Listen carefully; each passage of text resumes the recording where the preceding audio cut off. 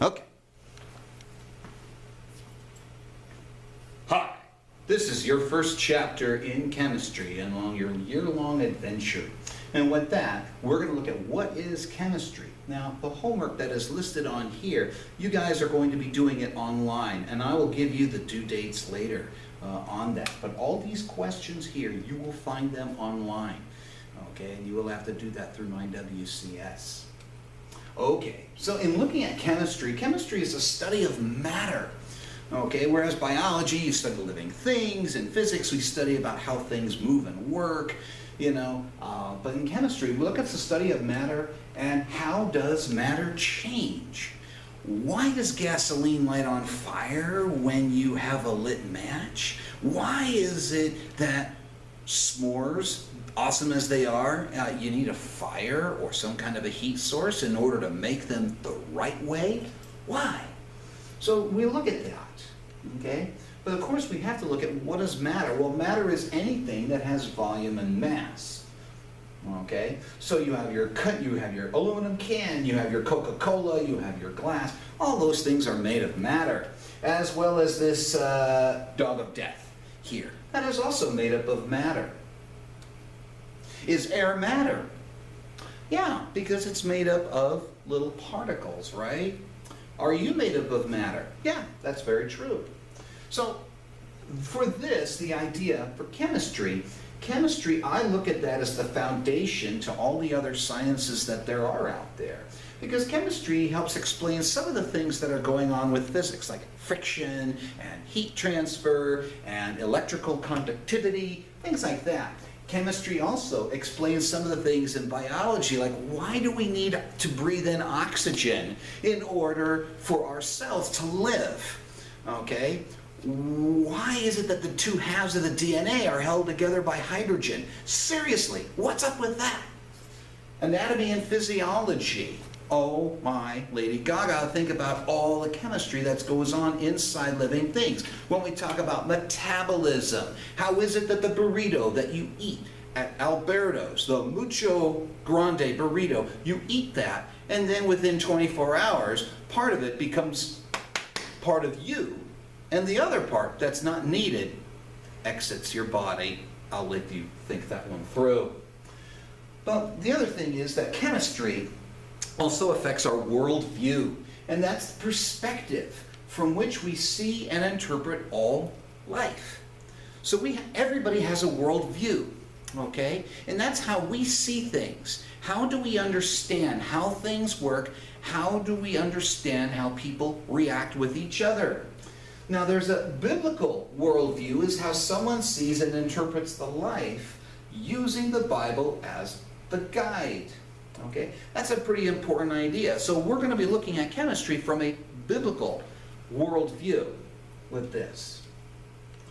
Okay, but there are those presuppositions. Now that's a big word. Assumptions about the world. For example, what is an assumption? Well, have gravity. There's gravity keeping me down on the earth, so it's a reasonable thing to say that I have the assumption that gravity will keep me on the ground. Okay? That's a presupposition. Now, this is also the basis of one's worldview, that there are some presuppositions, assumptions we can make about the world. John Muir is an example. That's him right there. He was a naturalist. Now, naturalists believe that matter is all that exists. Nothing else exists. And the other thing is, science is the only reliable path to truth. Where do you see that where do we see this idea? You know what? In the Star Trek movies, for example, they're very much, science is the only reliable path to truth. There are some scientists, they literally make science the religion, that it will solve all of man's problems. That's not the case, not really. Okay, it goes outside of things, but the fact is that matter is all that exists. Yeah, that makes it a little bit hard. That makes it a little bit hard because that goes against the biblical worldview. Okay, so models in the sciences. Okay, and with that,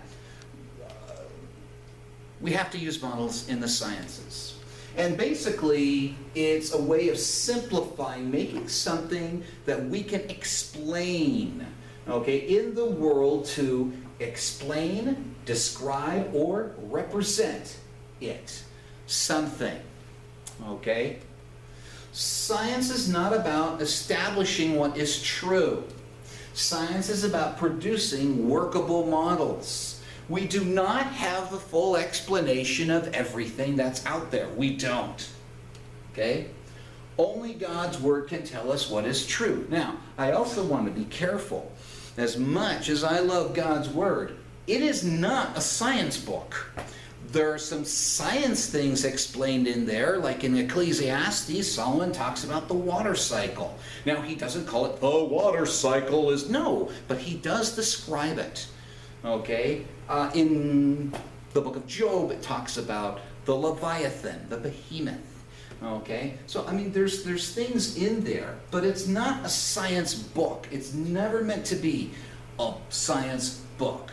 Okay? Because it's God's Word. All right. So, what are some examples of models that we can have? Well, we can have atomic models. Now, we're going to go through that later on in the year.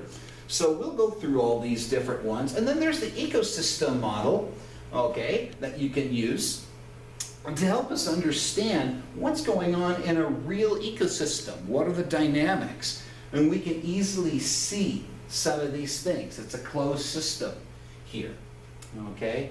Now, again, the atomic models, we're going to talk about that during the year, because the reality is that changed over time as new information came out.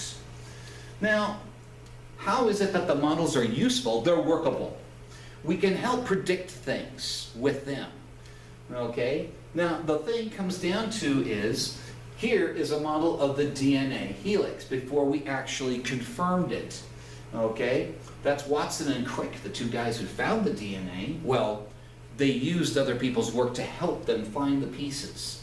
Now, no models, we cannot understand how things work.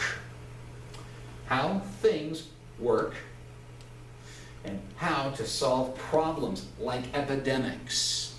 Okay, if we have a breakout of a disease, we need a model in order to try to figure out, predict things like how fast is this going to spread? How soon will it cover the planet? Okay, you might have seen that in some of the movies where they say, yeah, the zombie virus is going to infect the entire planet in 2 months. You know, that kind of thing. Those would be examples of models.